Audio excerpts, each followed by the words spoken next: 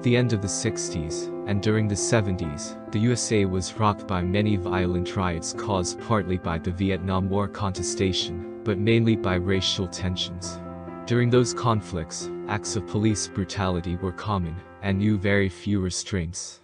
Witness of those brutal police actions, Alan Watts took the initiative to send to various police departments across the USA a letter expressing his views in a very provocative way.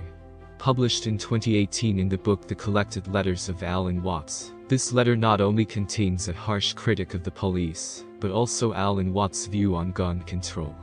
According to Watts, the civilian public should forbid themselves to own firearms other than shotguns or rifles for use in sport and hunting. Handguns and automatic weapons should be outlawed. Alan Watts wrote this letter in the early 70s, and 50 years later both the problems of police brutality and of gun control just amplified hand in hand. Here is the integral Alan Watts letter. Sausalito, California. Sir, recent and current race riots have many causes, but one of them is most certainly hatred of the police.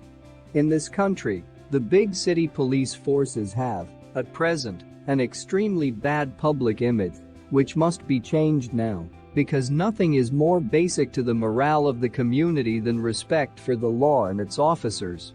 May I therefore submit the following simple and practical proposals. They will not solve the entire problem, but will make a substantial contribution to that end. 1. Clothes all too easily make the man, and those who dress like Nazi SS troopers tend to behave like them. Police uniforms should therefore be changed from black or blue to khaki green, and, instead of helmets or visored caps, we should restore the old campaign hat, as worn by forest rangers and Mounties, officials generally liked by the public as helpful scouts. If there must be helmets, let them be those of the British bobbies.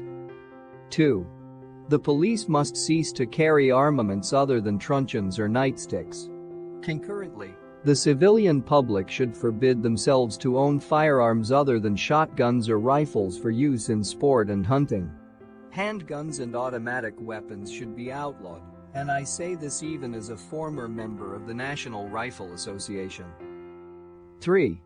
In accordance with the constitutional principle of the separation of church and state, the police must have no further jurisdiction in matters of personal and private morals. Nothing brings them into greater disrespect than being required to act as armed preachers, enforcing sumptuary laws against gambling, wenching, boozing, and drug-taking. Such jurisdiction is also a major cause of police corruption, inviting blackmail, harassment, entrapment, and acceptance of bribes. The drunken driver, for example, should be charged with bad driving, not with intoxication. All efforts to get rid of the causes of crime by force end as attempts to get rid of human nature, and all truly moral behavior is, by definition, voluntary. 4. Police duties should be confined to the essential functions of A. Directing traffic, B. Protecting the citizenry from murder, robbery, and violence, and C. Giving due assistance to lost children and little old ladies.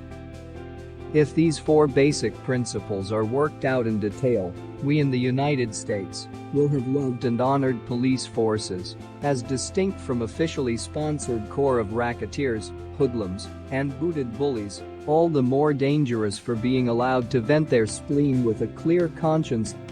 There will be respect for authority when, and only when, authority is itself respectable. Very truly yours, Alan Watts.